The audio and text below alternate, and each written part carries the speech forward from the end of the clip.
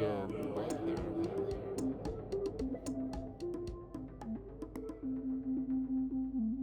Disco! That was the word written on Miss Santana's whiteboard, as if she was Mr. Schuster on Glee or something. She had never watched that show, hated it from the beginning, too busy watching Community and 30 Rock to shovel that slop down her throat. But she had absorbed parts of it through osmosis. No, Miss Santana wasn't about to play Discos and Dragons from Freaks and Geeks, although she was tempted to do something really lazy. It was the last day before summer break. On Saturday, she was going on a trip to Puerto Rico with her friends, and they were going to see Bad Bunny. She prayed that she would get to make out with her crush, Lilia. They were going to share a room at the hotel. She had thought about pulling the trick of accidentally booking a room with one bed, but knew her moral compass wouldn't let her go through with it. But maybe they'd end up in the same bed anyway. Ms. Santana sighed. She couldn't daydream too long. The kids were coming back in 5 minutes. She wrote GRAPHY next to disco. The kids needed to know that it wasn't just about the hit songs. The entire library of work of an artist. Now that is where it's at. We are here today to talk about Bad Bunny. And not just any... Bad. There we go. That's what we're all waiting for. Not just any Bad Bunny album. We're going to talk about a Bad Bunny album from 2020, YHLQMDLG, which, of course, as we all know, is Yo Hago lo que me de la gana. You do what you want, so you must relate to that a lot. Oh yeah. Well, I mean, of course I do what I want. I'm AP. And I'm Marcy. Welcome to DOVEWHETHER. Yay! I'm excited to cover Bad Bunny, Uh-huh. and it's alright. It's alright that you like said the album in English. I could say it in Spanish. Or do you want to do it in Spanish? No, you go ahead. YHLQMDLG. Nice. Yeah. Yeah. When I do see this, I'm just like, I want to throw like LMNOP at the end. Yeah, it's like this is the new LGBTQIA agenda. Like, just like throw a bunch of letters together. When you throw that plus, then you get things like this. Yeah, this is like this is when everyone should have known that he was queer. Like, he didn't need to kiss a man. He didn't need to wear any kind of outfit. It was this album title. I'm just so glad that the Y in this is finally getting some representation, and like that goes deep. And for me, it definitely feels related to the Julio Torres sketch from last year about the letters with Steve Buscemi. So yeah, and it's because finally there's some representation for like inquisitive people like me, and it's just nice. Yeah, I'm glad to hear that. Because we want to make it clear, Bad Bunny music, it's not just about partying. It's not just about fucking. There's a lot going on. But yeah, we decided to listen to this one because this is my favorite Bad Bunny album. Although I admit it's mostly because I've listened to this album way more than any other Bad Bunny album. This came out in 2020 during the pandemic, and I had a lot of time to listen to music. And so, this album, I don't know if I had like the Spotify Wrapped that year, but it could have been up there. It could have been up there for me. Yeah. Yeah. I mean, 2020 was such a year, so much so that like the people aiming to hit the button that like queues up your next podcast don't. But it was such a year that this album came out at such a bad time. This album is not for the stay inside crowd. It's definitely for the like get a haircut out in the streets by a Venezuelan crowd. Me. And like but I am interested to hear like what was that year and what was this album like giving you at that time. Yeah, I think like another album I really liked that year was Charlie XCX's album How I'm Feeling Right Now. I feel like that was more of like we're in a pandemic. I want to party, but I can't, so I'm going to release this album. I feel like, to me, this Bad Bunny album, it feels a bit more timeless than that Charlie album, although I'll listen to that Charlie album anytime. But yeah, it's like, I was staying in my apartment most of the time. I got Nomi in May, and spent a lot of time with her, spent a lot of time getting high. Of course, longtime Marcy fans know that this is the year when I came to terms with being trans. I came out to myself fully on New Year's Eve because I was like, New Year's Eve 2020, my resolution for 2021 is to get hot, and the only way to get hot is to be a woman. Nice. Yeah. I've been saying this. A lot of people don't know this, but like the egg that you cracked out of actually came out of Bad Bunny in Easter. Yeah, she is risen. So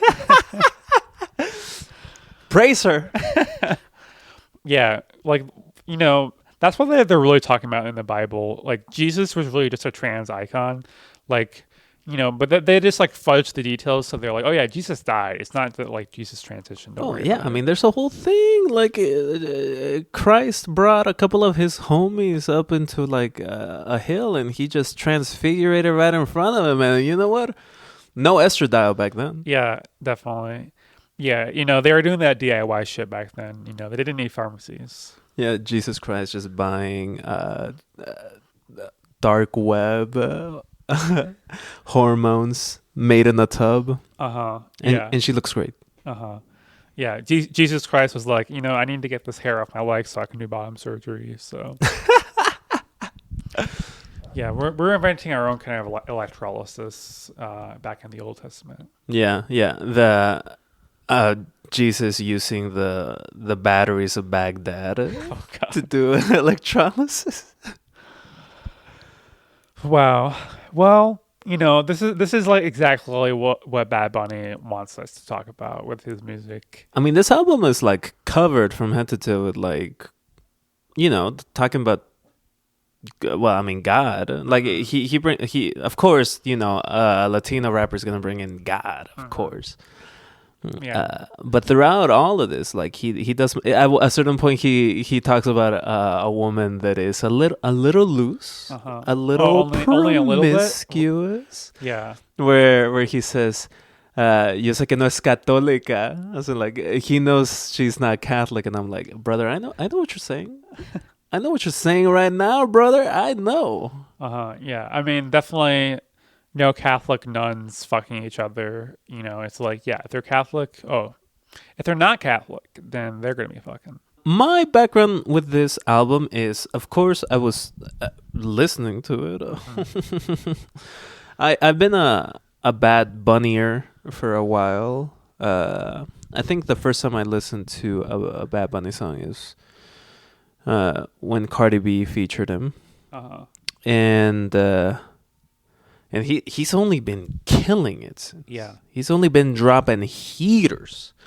There's a couple of albums that I'm not like super fond of, but like this album, revisiting really helped set like a benchmark of knowing where he was and where he is now. And honestly, like incredible. He really is continuing to develop, and I plan on talking about that a little bit more, but that's my background. I generally like this album, and I was bumping that in 2020. Yeah, I feel like I knew of Bad Bunny, but I didn't really listen to Bad Bunny much before 2020. I think there were definitely like songs that like caught my attention, but it was more of something where it's like I saw that he was talked about a lot. I saw he was like winning awards, topping charts, all that kind of thing. This is the album where I was like, I'm gonna sit down and make sure that like I really listen to this.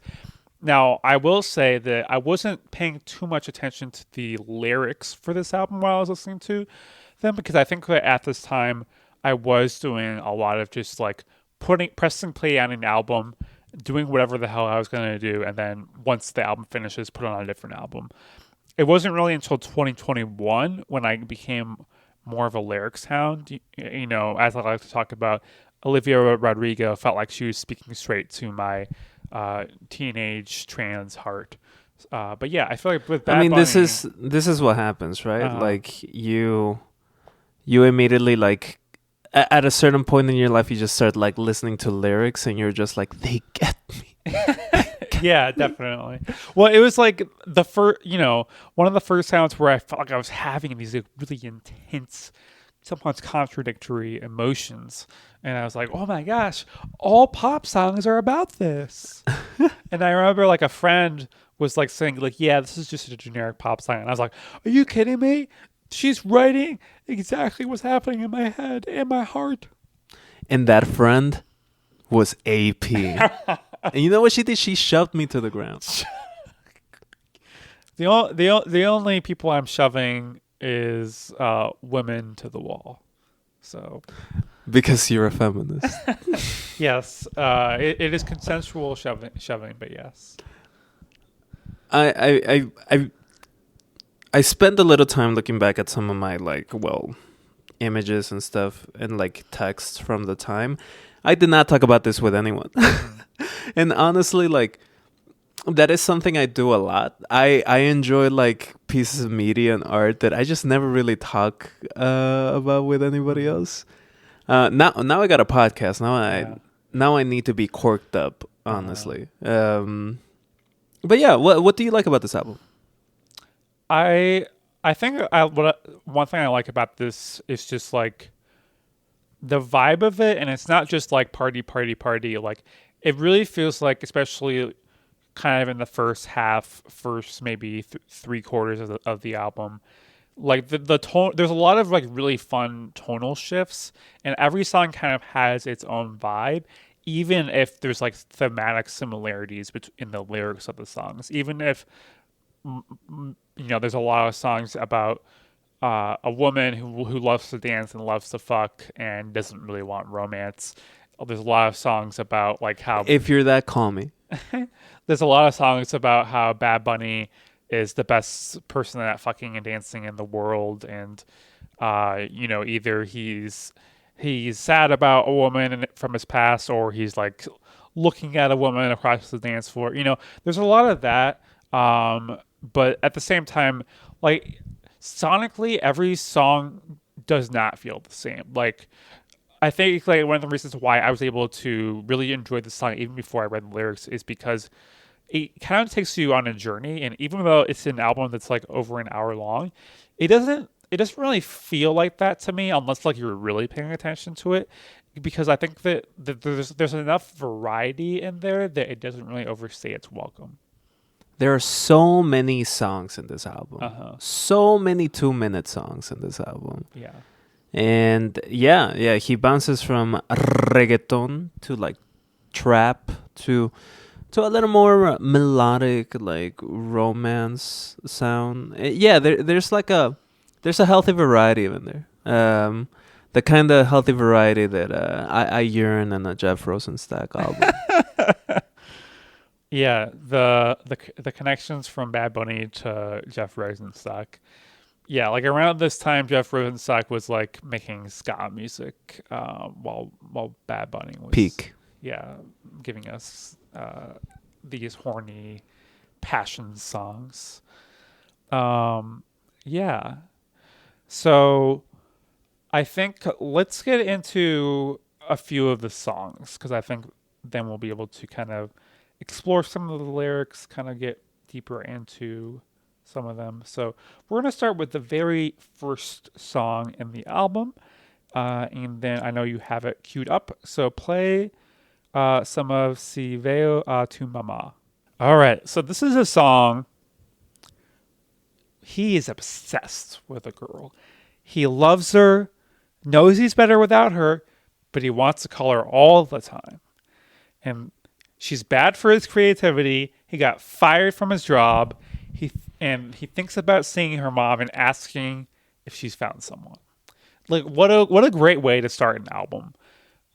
There's like so much going on. Yeah, this is honestly like you gotta hit him with the like ese chico es chismosa. Like this boy is obsessed to the point that he's like, what if he's talking to like his ex's mom to see if like she's banging anyone new, and like I'm like, bro, that like have some respect, you know, like, don't blow up her spot, you know, or like it's just funny to me. It's just fun. I have never been so down bad that someone left me, where I am searching on their like social media to see if they have anybody new. I've never done that, right? And so like the idea of talking to someone's mom to do that, to creep like that, so funny to me. Yeah. I haven't been in the same place either. You know, I haven't even really like met any of my romantic partners' moms yet. But yeah, you see, I do it on the 5th date. Yeah, good for you. Because I wanna ask for the very Love Is Blind style trajectory right there. Yeah, see we'll see my podcast partner in the next season of Love Is Blind on Netflix.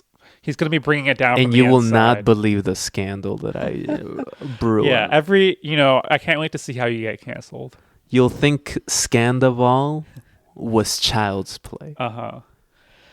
Yeah, like I think like one reason why Bad Bunny is so good is that he takes things to kind of an extreme, and you don't have to like 100% relate to it to find it entertaining. It's part of like why he's able to crank out so many songs, is like really kind of focusing on the most intense emotions for every single part of romance. And with this album, a lot of it is about looking back on previous romances, you know, looking back on someone that you got broken up with. And yeah, like taking like really almost deranged thoughts and like putting them in a song. It is a little like vulnerable to be like, yeah, I'm a loser ass freak. And it's also like, but of course he's approaching it that way because most of this album is walking through the hardships and highlights of a relationship. Everything from, okay, well, she's gone from my life. Oh, maybe we get a little like extra bang here and there when, you know, like 4 months down the line, or, you know, meeting someone new or trying to get someone like out of their like situationship to come over with me. So like I do like the tone being set here to like there is one major through line here, and that is my relationship with the people I'm getting dirty with. Yeah, absolutely. And yeah, as I was saying, as we were listening to it, I love like the first few notes of the song.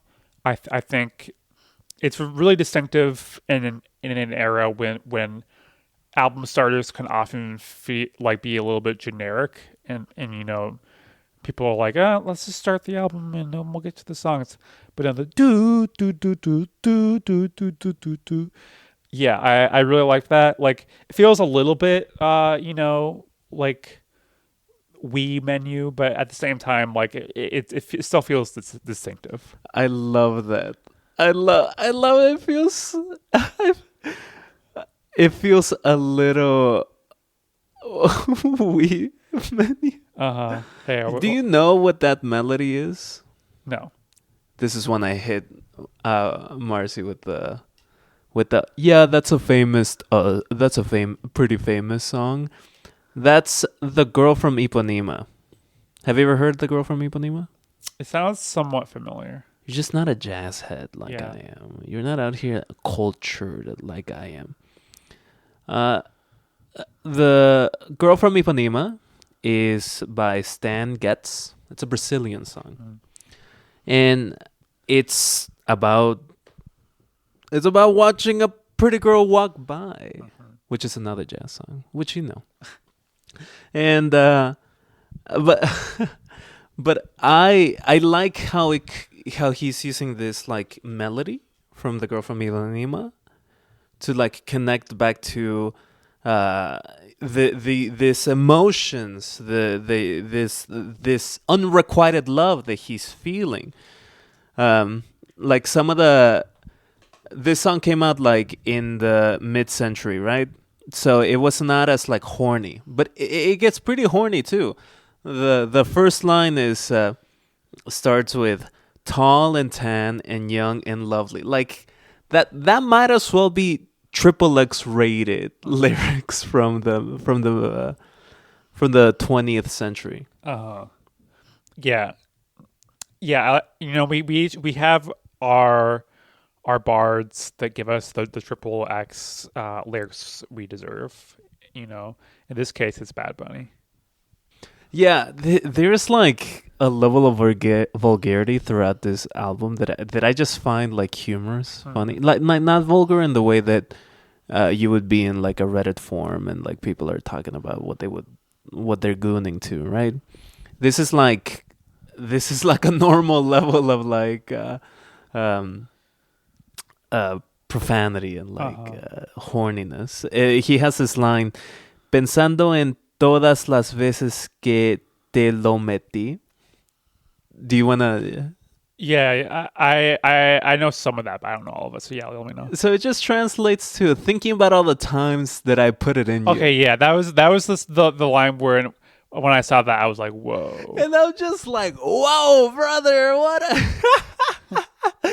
I'm like, yeah, man, yeah, I get that. And so like that's why like even this like reference to the girl of Ipanema and like which is a song about, I mean, it's a song about like someone attractive, someone that you could be with possibly, but it's also very like not personal. Yeah. Unlike this where it is super personal to the point where like he's reminiscing of like the long this long relationship that he had, and he's just being this vulgar, and I just find that I find it humorous, and it's a great tone setter throughout the rest of the album. Yeah, I definitely think like on a lot of songs about past romances, you'll get people, crying or thinking about what could have happened, and not everyone throws that in there. That like, I'm thinking about when I suck it in you. So yeah, and the melody is a little like we sports. I agree, it is, and it adds to the playfulness. It also feels a little like just a tiny bit sad. Not like super sad, but maybe the sadness you get in after a long day where the evening is coming in, but it hasn't arrived, so everything's a little orange, and you just feel like it's been a day, and this day is like in its last breaths. And so you're kind of reminiscing of that day, and you're a little sad about it. And then the night comes in, and you're like, I need to shake. I need to bust. Yeah. I think this is a good time to like start bringing in some of the more big picture topics. So I wanted us to kind of use this album to kind of explore how we're feeling about partying, because I think it's something that we've talked about a lot of times on the show previously, especially as we come out of winter. How high of a priority is partying for us? And I think that our answers to this are different, and so I'm looking forward to our discussion about this. Yeah, when's the last time you were out and about getting frosty? Getting frosty. I guess that's more of I have to figure out what my frosty meter is.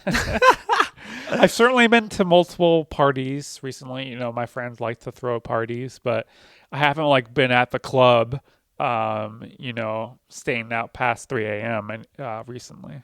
Okay. Yeah.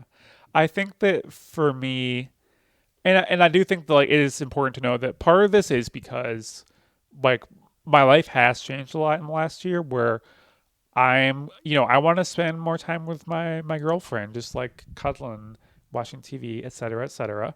And I don't need to stay out until 3 a.m. to like have a really satisfying night. So I think that does play into it. Yeah, but you're in your slut era, so you're like, whoa. I'm on my Bad Bunny era. You're Bad Bunny era. I'm in my Bad Bunny era. Okay, well, tell us more. I'm from the that. PR. Yeah. I'm getting my MMR vaccine, and I'm getting down PR style. Nice. Yeah. One of the things that I remember from our previous spring episode, linked below, is that you're a way more of a hibernator than I am. Yes, absolutely. And it's true. Like every time I like come to your apartment, I have to like shake you awake, and I have to put like honey and like maggots on the side, so you could just like have a quick meal and get ready for the spring. But I'm not. Yeah. By no means am I a hibernator. Pretty much, I am pretty much always trying to maximize my social life. I'm just a social person. I'm the last extrovert on earth. Like polar bears, like they're like their habitat is in danger. There's their numbers are reducing more and more. I'm one step above that. I am the last extrovert on earth. Yeah. And I have been to I've had multiple nights out, and I've had multiple nights in too. Like I'm versed like that. Yeah, definitely. Yeah, I would say compared to you, I'm certainly introverted, but compared to some of my other friends, I am pretty extroverted. Like I do, especially like compared to pre-2020, I definitely have way more social engagement now. That might just mean watching Survivor with friends every Wednesday, going to my writing group every week, etc. But at the same time, like I am seeing people most days, but I don't need to like go out and drink every day to have fun. Yeah, unlike me, right? I wake up whiskey. I take a nap, tequila. Yeah, you're like the way they did it on Mad Men. That's me every day. Yeah, I go to my globe. I open it up, pour myself some brandy, and I start my day.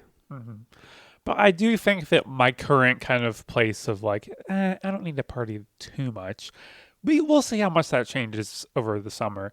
Once it gets consistently warmer out, although in Chicago, does it ever get consistent anything?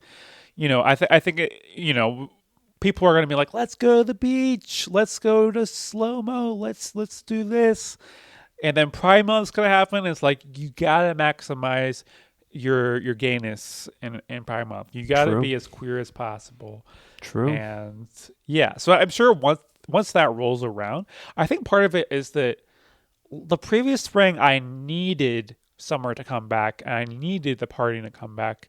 Now I'm like at a more equilibrized place. It's like I've got a great relationship. I've got my cat right here. I'm playing some video games, which more in the future about that. But yeah, it's like I'm more content than I was a year ago. Nice. Nice. Unlike me, since like our last spring episode, like I've also gone through some big changes. Which I would like to get into, but honestly, I still haven't figured out how to do it. And there was a moment earlier this year where I finally felt like I need to be out. I need to socialize. I'm a very social person, but that doesn't mean like, I'm going out drinking or staying out till 3 a.m. What it means is that I like the variety in my social life. So like I have plans on having multiple 5 a.m. nights this year. Ooh. Something that I will hopefully talk about sometime soon. Nice. And I do that. I do it for multiple reasons. Because it's fun. Yeah, because I'm hot and I like to be sweaty with other hot people. Bad Bunny knows something about that. What you know about that? I know something What you know that. about? Yeah. I think also because the economic downturn and the rise of, well, every bullshit everywhere, I find myself most welcome and most alive when I see people in a time where everybody wants to point fingers and everybody wants somebody else to be the issue, the problem. Yeah. You know, during those moments, you're like, I want to see people living it up. And I want to help them live it up. I just, just last week I had like 4 social appointments, which is like, some people, if they have that in a month, that's a healthy amount of socializing for them. To me, that's like that's nothing. And you know, I think I felt some contradictions within myself as I was saying that I'm more content, because at the same time the world is shittier. So, and I'm not happy about that.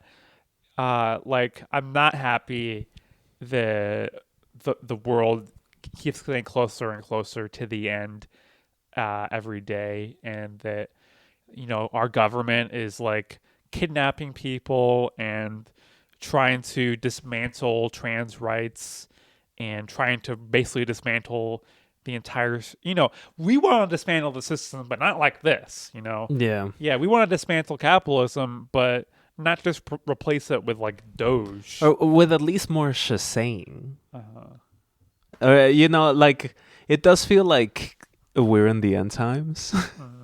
And I saw a headline, because I don't really click into these kinds of articles, where it was like something like 4 out of 10 or the people in the United States believe we are in the end times, and I'm just like, damn. Am I one of the 4? I think you are. You told me that we have to boogie this summer before the end of the world. So yeah, I think you are 100% confirmed. I also think that, like, you and I, we do have healthy social lives. One of the things that's happened though in the last year is this general desire of, or like this general instability that's led to like a kind of like a moment of arrest for, I think, a lot of people. There are maybe some ways of socializing has like new ways of socializing have sprouted. I think a lot about how mass mobilizations have been happening way more this year. I think a lot of people are entering, who have never been out to protest, are entering time where they see protests as a way of having that kind of like emotional regulation that comes through socializing. Like, I think about the Tesla takedown stuff. Yeah, definitely. Where it seems to be happening so often that people are developing a routine around that. And if you've been to enough like demonstrations in your day, you know that you could meet like-minded people, make friends there. And I think a lot of people are also challenging their view of socializing with this. Yeah, definitely. I'm looking forward to seeing like how these things pan out. I'm so used to protest movements in this country being stamped out by the police, by the government. But, you know, we've seen like direct effects on Tesla stocks because of these Tesla takedowns. You know, it really does feel like there's a movement of people being like, I don't want this car anymore. I'm going to get rid of it. And like the company seems to be flailing, as a lot of the economy is right now.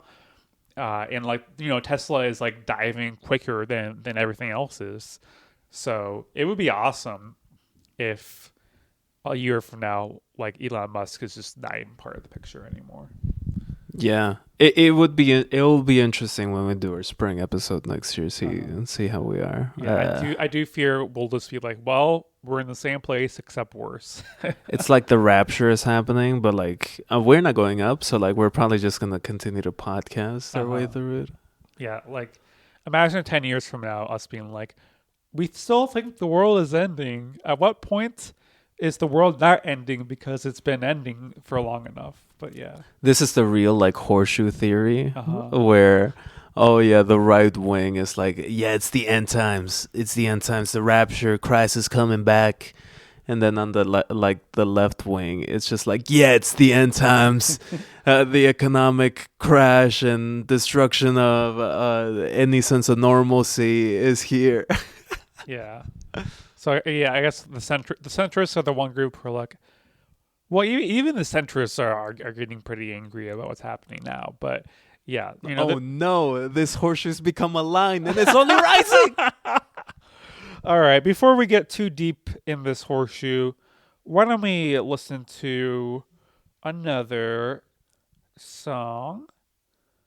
This time we are going to listen to Yo Perio Sola. I love this song. This song, now that I listen to this, I'm like, okay, I'm ready to party now. Yeah. Yeah. This is literally my favorite song of the album. Uh-huh. It's a great pick. Why do you think it's your favorite? Porque yo perreo sola. So like I said, like this song, this album, like there's a humor to it, right? There's a sincerity and a humor to all of this, and this song is honestly in the viewpoint of a woman, and not in the. And I like that. There's a couple of lines in here that generally give this sense that this person, this woman, has a healthy social life, is out and about, it has no shame about it, and knows exactly what she wants. The refrain that comes in twice. It's really this idea of, hey, you wanted me before, and I wanted you. And now I don't want you, and now you don't want me, and it goes back and forth. It's this almost sense of like as a relationship is like crumbling and burning up in re-entry, like she's like, fuck this. The final line in the refrain is no, tranqui. And tranqui is just a way of saying like tranquilo. Chill. Yeah. Chill. This is like the first album that has female vocals in it, and even though, you know, I really do like the first four or so songs, this is a song where it's like, okay, great, now we get like a female perspective. You know, we're getting all these songs about promiscuous woman or, you know, women that he like misses, and finally it's like, okay, let's hear her perspective. And, you know, she's as spicy, if not more, than him. You're saying she's a hot tamale. You know, yeah, cancel me if you must, but yes. Yeah, like I think this song, it's like they're just going, bow, like it's just like boo. It's making, I can't even create words to describe this song, but yeah, like I think, you know, it really is. It's really like that dual anxious attachment thing where things are just gonna explode once it gets to a point of like no return. Okay, let me ask you something. Can you see yourself like dirty dancing to this with your partner at a club? You know, I don't think we're quite there yet, but eventually, yes. Okay. Like we just don't have enough dance experience to be confident enough to do that. Yeah, you know, we're a specific type of odd couple, right? Like our connection goes like beyond like our social stuff, right? But I love every single word you just said. Yeah, but this is definitely a song I could get down to. You know, I probably just be like shaking my body around like an idiot. But you know what? At a certain point, you stop caring and you're just like, I just want to have fun.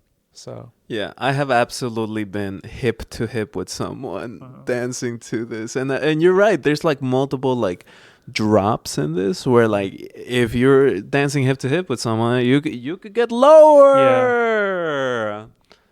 And ella está perreando sola y yo estoy perreando sola.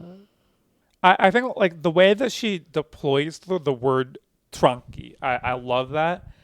Like before I even knew what the lyrics were, like this is just a song that popped. Yeah, and it all of this pops, and I do like how the female perspective is it hits on some like very like fun stuff, like continues to hit on this fun stuff. There's a line that I kind of like where it goes, a los hombres lo tiene de hobby una malquerada como Nairobi. I really like those two lines because it's just like, oh yeah, no, this gal, she's out here prowling.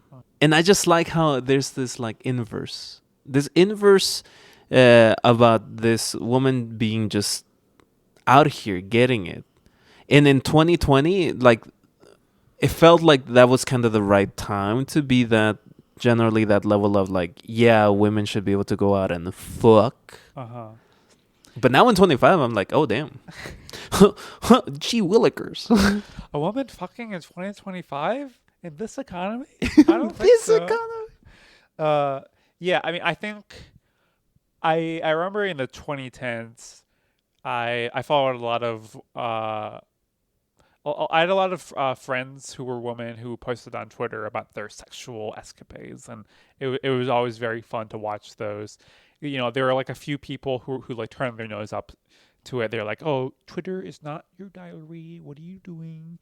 But yeah, I always enjoy when like women get to like in arts, just like you know have lots of sex. So yeah, Those people are just anti Greta Gerwig. And honestly, die young. Yeah, absolutely. Are you a Barbie Greta Gerwig, a Little Woman Greta Gerwig, a Frances Ha Greta Gerwig? I just support women. Yeah. Honestly, I've only seen like Little Women, and why did I say Little Women? I don't know. Because you wanted to see that. Oh, I saw Barbie too, but I dislike Barbie for a couple of reasons. I don't dislike Barbie, but it is probably my least favorite of Greta Gerwig's movies. It's like a 3.5 out of 5. I listened to this podcast about Frances Ha, and I've been meaning to see it. I just know that like there's gonna be a moment where I might be super annoyed by it and like just be like, no. I mean, it's a movie that is kind of designed to annoy you at points. To annoy men. Undateable. Yes.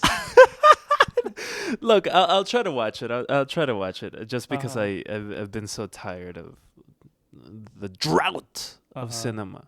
Yeah. And but I just like it. I like it because it's humorous. I wanna hit a line here. From a different song that we might not cover very much, but I just want to play it right here.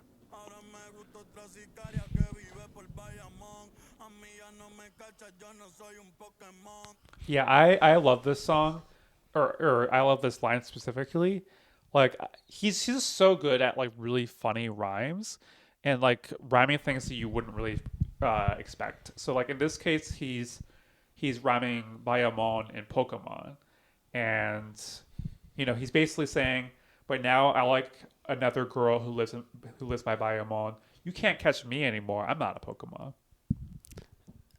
Which that's like a divergence in between me and Bad Bunny. You can catch me, and you don't need a Master Ball. A regular ass Pokeball. You don't even need a Great Ball. A regular no. Pokeball. Yeah. In the Tiny Desk concert, which we're going to talk about later, he referenced Pokemon again. He referenced Lugia and Ho-Oh. So I like that because he was making a reference to him being legendary. So I like that. He really hit the. Absolutely, yes. But you know, we want to make sure that people know that Bad Bunny, you know, it's not all about the sex. It's not all about the partying.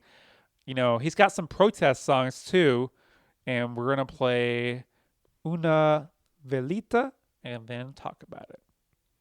So this is a song about Puerto Rico and specifically about the storms that have happened in Puerto Rico, specifically Hurricane Maria, and the government's ineptitude at doing anything to help people and how people have to help themselves. Puerto Ricans have to look out for each other. Yeah. Yeah. So this is a song that I know sparked something for you when you first heard it. So what was that experience like for you? This song came out like 2024, yeah, sorry. It's like 7 months ago. Yeah. I something like that. Uh-huh.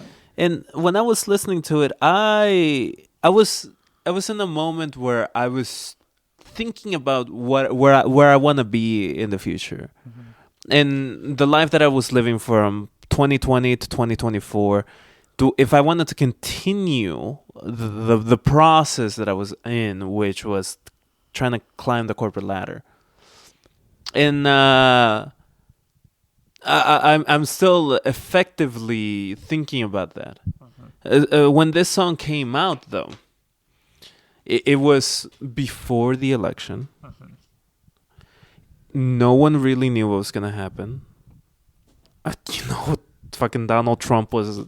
I think it was actually passed on after the second quote-unquote assassination attempt. The second one was like... The guy never like did anything. He just started to run away. That's why.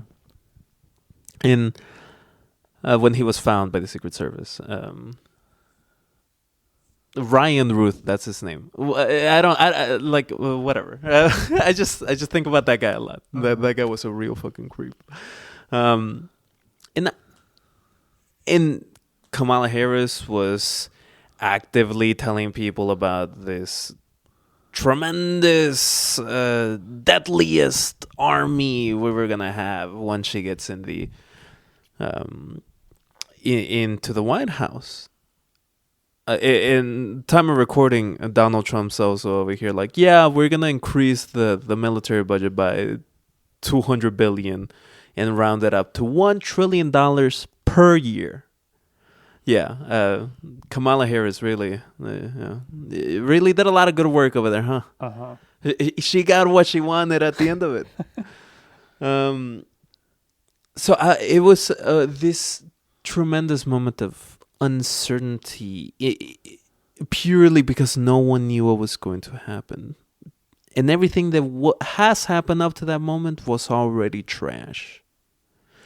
And so this song came in a moment where it hit me with everything is trash, and honestly, I don't even know what's going to happen. All I know is that the people that should be doing things, fixing things, aren't going to be doing that. And it really is just up to us. And yeah, he was talking about Puerto Ricans, but it's applicable to all of us. Yeah, and like whatever. I'm there's a big Puerto Rican population here in Chicago. So like yeah, I'm with them and they're with me, and we're all with Puerto Rico. Yeah, absolutely. And I'm really glad that Bad Bunny, especially since he's so popular, he put out the album that's streamed the most numbers in Spotify history, and the fact that he put out this song that kind of speaks directly to this issue, which obviously is near and dear to him as a Puerto Rican, I'm really glad, because obviously people from Puerto Rico, they already know all this, but there are a lot of Americans who may not have paid as much attention, and I'm hoping that like more artists kind of putting out this message of like, hey, the government is not going to save us, we have to save us, that increases the solidarity, and we'll all be ready for the revolution when it eventually comes. Yeah, and this was the preamble to his latest release, which is Debí tomar más fotos,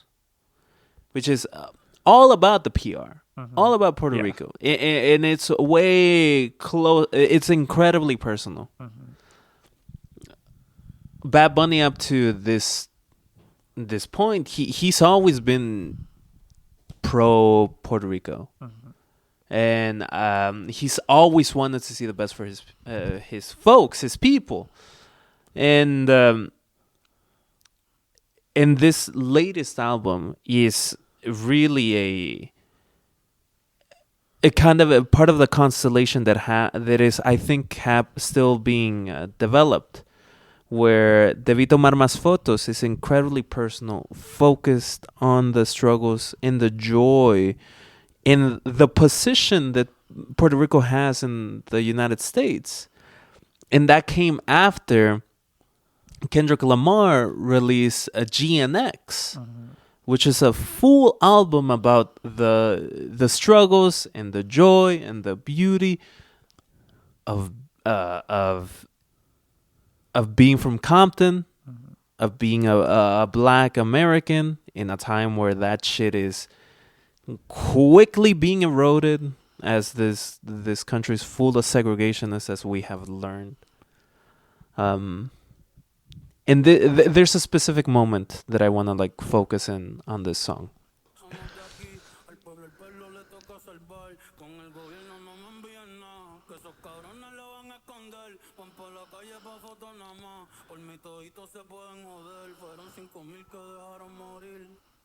So that is a specific part in the main verse that talks about a couple of different things. Would you be willing to give us the translation? Remember that we're all from here. It's up to the people to save the people. Don't send me anything from the government. Those bastards will hide it. They're going out on the streets just for photos. They can all go to hell. 5,000 were left to die, and that we'll never forget. That's the translation, and that translation is a little nicer than what Benito is talking about. One of the line "go to hell," he doesn't say "go to hell." He says "joder." Se pueden joder, as in like they can fuck themselves. And he's saying, yeah. The government isn't gonna come to do shit. And like I think a lot of people in 2025 are learning the harder way that the government isn't gonna come and help you in any way. And the people in the PR have dealt with that since day one, since they became a colony after the Spanish-American War. There's a lot to be said here, and one of the things that I just want to end here with is Puerto Ricans can vote for the president. They can vote in national elections. But you know what they can't do? Vote for the president or in a national election inside Puerto Rico. They have to go elsewhere. They have to go to the mainland of the United States to do that. Which is so fucked up. Yeah. And that's just the reality of literally millions of people. Yeah. And I don't think we're going to have time for a full discussion of the Tiny Desk concert. We'll save that for the Patreon. But thematically, this definitely fits with a lot of what was going on in that Tiny Desk concert, which thank you, Bad Bunny, for releasing that a few days before we recorded this. I know you did it just for us. But he's very much showcasing Puerto Rico in that, and showcasing all of his band members. Remind me very much of Dochi's Tiny Desk concert in that way. And he tells stories about like the government, like someone from the government coming out when they're performing in DC, and like kind of like asking these questions where it's clear he doesn't entirely understand that like Puerto Rico has been like colonized for 100 years, and that like what their actual realities are. So I'm glad he's like continuing to like really push this along with his image. Yeah, it is a great concert. I enjoyed it. I enjoyed it because it's once again very playful. Mm-hmm. And yeah, that highlighting of all his like all the band members, it's great. It's just a reminder that like he is hitting on something that like I think is kind of endemic to him, where it's like he can't perform and he can't be there without literally everyone else around him and everyone else that came before him. Absolutely. Even to the point where he uses the girl from Ipanema, a Brazilian song, a jazz song from decades before, to say, hey, I am here and I am still part of something greater. There are some, we've only touched on a few songs on this album. I want to make sure that we at least say a few other things. Because, listen, this album, it literally isn't about sex and partying. There's like a lot of emotion that he put into this album. Like, he's really sad in some of these songs. There's some real somberness that I want to highlight. The song Vete, it's a breakup song, and it's a stark version of that classic genre. Begging someone to leave. And right after that, there's Ignorantes, which, it's a song about loving each other, having great sex. So then why do we leave each other? And it's much more subdued mood-wise. And I love the way that he's able to play with all of these different moods. So I want to hear, what are some other moments from this album that really stood out from you in ways that maybe you weren't expecting? I honestly, like,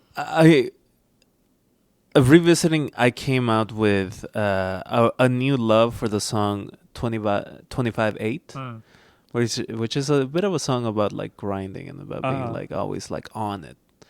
I was just listening to it and it just like hit me in a way that it didn't hit me the first time I heard it, and I immediately added it to my playlist. And I think that's just one of the good things about revisiting music. I will also say that like a lot of these songs I just kind of like on subsequent re-listens, I just kind of skipped them because I was just like, okay, sure. 25/8 is not one of them, but some of these are just like are just not for me. Like just not for me. Once you get into like pretty close to the end of the album, you're like, okay, like it's not that the album has overstayed its welcome, but like you're not really missing anything necessarily by skipping a few songs.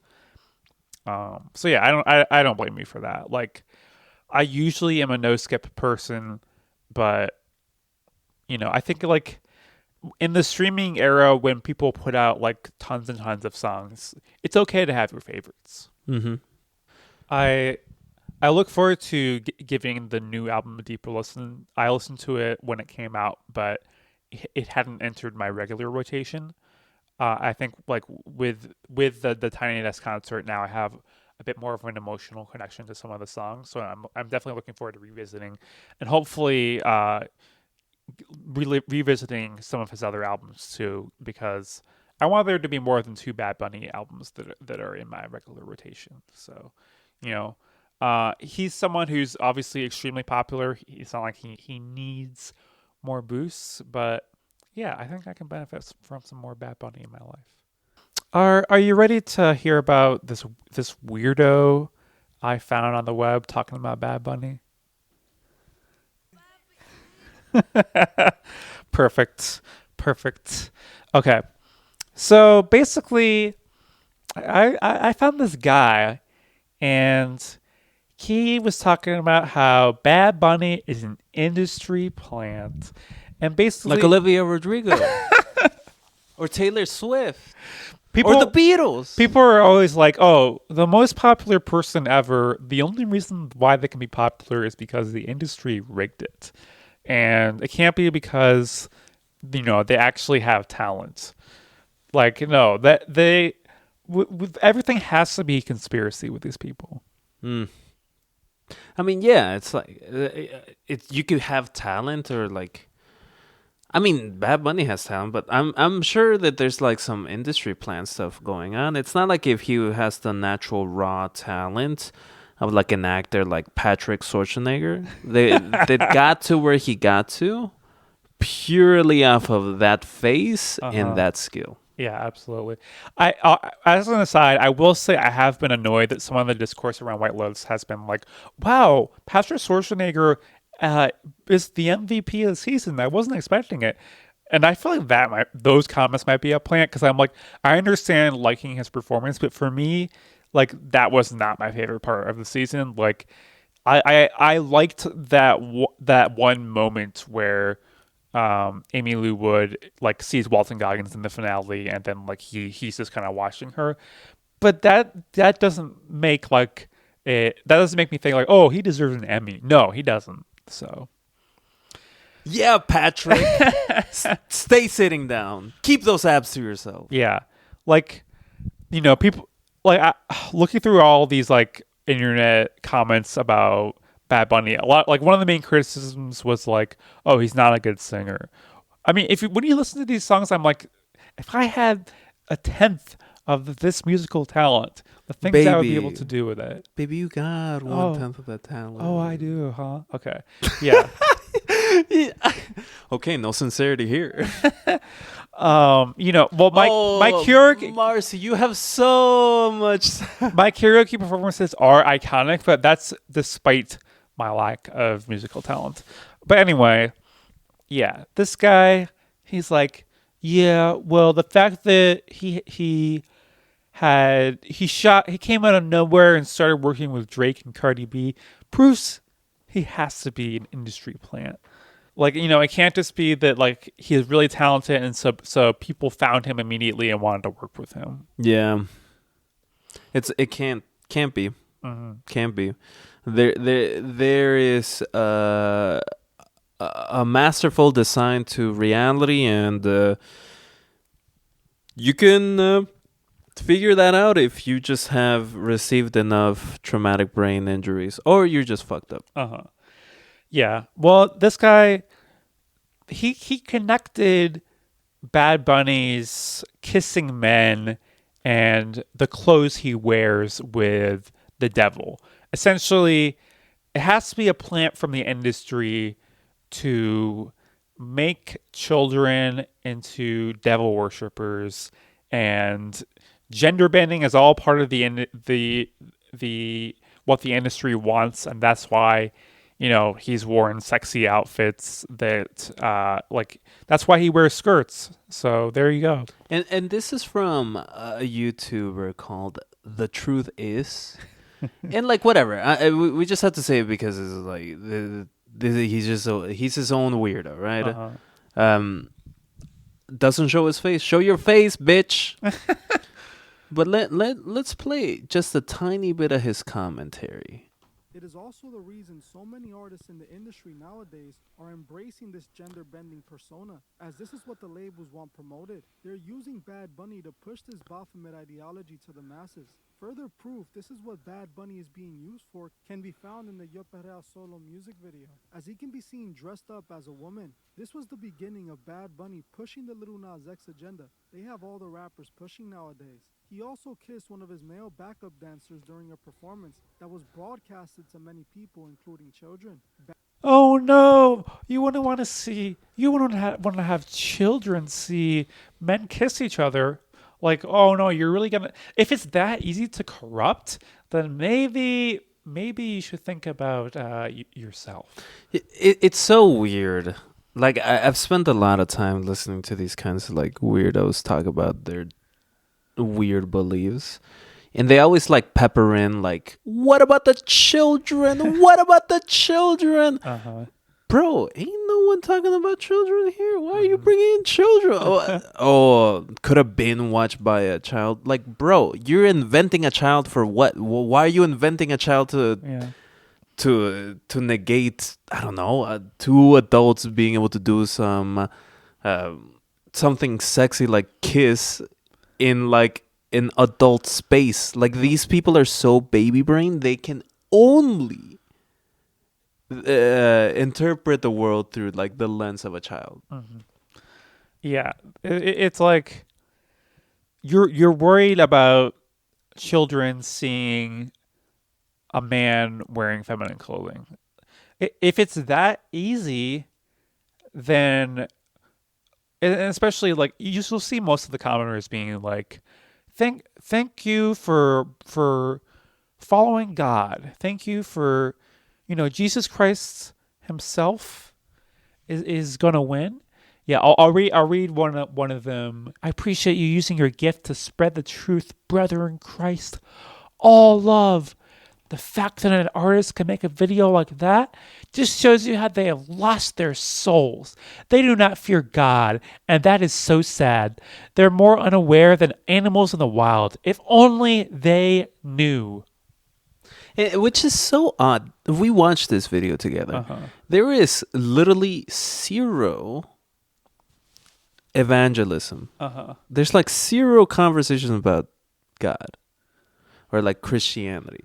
There is like zero Christianity in this video by this weirdo. Other than the satanic panic that's been laundered through a couple of decades and has been sterilized so much, it's just secular satanic panic. Like, he talks about Baphomet, which is like not real. Like, Baphomet's not real in any way. It's like a thing in history, and yeah, sure, people have some sort of connection to it, but there's no. It's not a material thing. You can't go and find Baphomet. Like, but you know what you can do? You can go find a polar bear that is actively in the throes of extinction. But this guy doesn't give a shit, maybe. Yeah, this guy just cares about the Lil Nas X agenda, which I think is a really funny thing. Well, I feel like, if anything, he's making it easier for people to like get more into these musical artists. It's just so sad how, the gay agenda like had this big split, and now it's what camp you're in. Are you in the Lil Nas X agenda? Are you in the RuPaul agenda? Are you in the Lucy Dacus agenda? And I'm over here like I don't have enough $5 to spend on all of these agendas to get the newsletter. Please. Yeah, this is what they're talking about with leftists infighting. Like, which caucus are you in? I'm part of the Lil Nas tendency. I don't. I don't see. I only bottom on the low. Yeah, I'm sorry, but I can't date someone who's in the Lucy Dacus tendency. After we found out that she's dating Julian Baker, there's too many agendas now. So, and Julian Baker's like a 27-year-old teenager. It's kind of fucked up. Yeah, I should do some more digging, because I'm sure there's like videos like this that are talking about how Boy Genius is satanic. Like, this one was talking about how Charlie XCX is, and this was like before Brat. So yeah, it'd be very easy to rot our brains watching these, but I think it's important that we kind of keep a foot in reality, because these internet weirdos, like, they're fun to laugh about, and unfortunately some of them have become in power in the White House. But I think knowing that we're not going to win this revolution online is important, and that, we need to like do what we're talking about before, like socialize and party and go to take down Tesla protests, and that's how we're going to win this thing. Yeah, organize your friend group. You can make butternut squash pies and then go yell at the people destroying this country. You could do that, and you could do it in whichever form you want. Like, you could just make the pies after. Absolutely. So I think this is a pretty good transition. Well, let me ask you: are you ready for Hopecast? There we go. All right. Maybe I'll start for a change this time with Hopecast. I like to pose this question to myself before I know the answer and see what I come up with. So the thing that's giving me hope this week is, I think, creativity in general. Just the idea that we as humans can create something out of nothing. And sure, we're building on our own experiences, but I've written something recently that I shared with friends, and it was a really great experience. And I'm going to be doing some more creative things in the future. I'll be taking a class. Maybe I'll talk about that in a future episode. And I look forward to just continuing to expand on my creativity. And I also look forward to doing more collaborative creativity. It's very easy to get into an individualistic rut when you're working creatively. But in the thing that I wrote recently, it was really important that I worked with other people on it, bounced ideas around, and got people to edit my work and really turn it for something that would have entertained people, but maybe people would have forgotten about it. It's just something that I think people are going to be thinking about for a while. And I'm looking forward to continuing to do that in the future. So yeah, that's my Hopecast. Nice. I think there's a lot to say, and I'm just gonna keep it simple here and say that honestly, the thing that's getting me through this very hard week, we were time of recording and time of release are almost a week apart, and so last week was an atrocious week. But you know what is getting me through it? Knowing that the season finale of The Pits is there we go. Coming out. Let's go. And I need to see what my boy Noah Wiley's about to throw down. Yeah, we've seen him cry. We've seen him save patients' lives. We've seen him fail to save patients' lives. He continues to be a good man. That's a good man. That's a good man. He puts his hoodie back on at the end of the day. Working long hours. How's it all going to end? I can't wait to find out. Well, thank you for listening to Dove Weather. We are going to continue to release episodes. We're going to continue to be part of Chicago. We're going to continue to perrear. So please give us 5 stars. Tell your friends about us. And I hope you're doing okay. And if you're doing okay, you can follow us in Instagram and Bluesky. And you can follow us on YouTube. Everywhere, Dove Weather.